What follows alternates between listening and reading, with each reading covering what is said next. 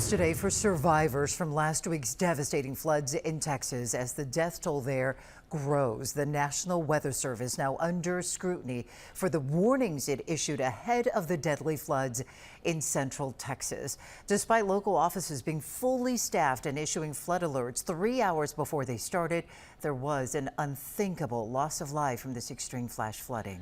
Here are the latest developments. At least 94 people are dead. Kerr County was hit the hardest with at least 75 deaths, including 27 children. President Trump signed a disaster declaration for the county, and the Federal Emergency Management Agency is on the ground there. Dozens of people are still missing this afternoon, and that includes 10 girls and 1 counselor from a summer camp. As ABC's Jacqueline Lee reports, crews are out in force as the search and rescue missions continue. Judy and Rob, the river rose more than 26 feet in less than 45 minutes. And to give you an idea of how tall that is, the water went halfway up to the 2nd story, and all day long, homeowners have been pushing out mud from inside their homes.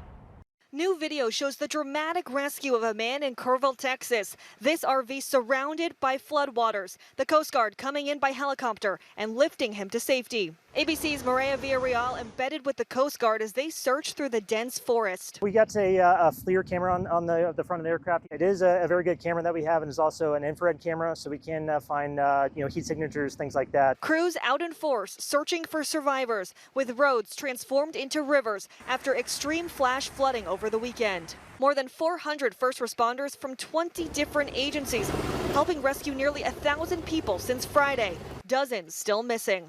I need to tell my community and those families who are waiting, this will be a rough week.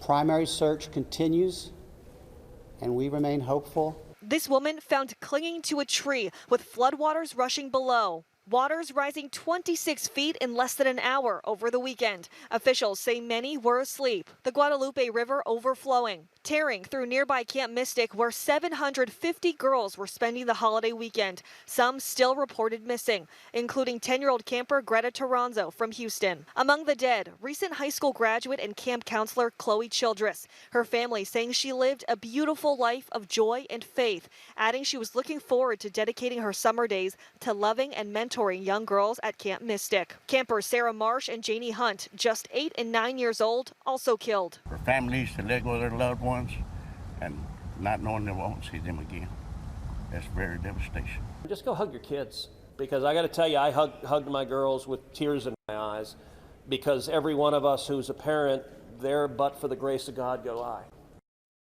Search and rescue teams have been working around the clock, and they are combing through this dense forest of trees, trying to recover any survivors and any bodies.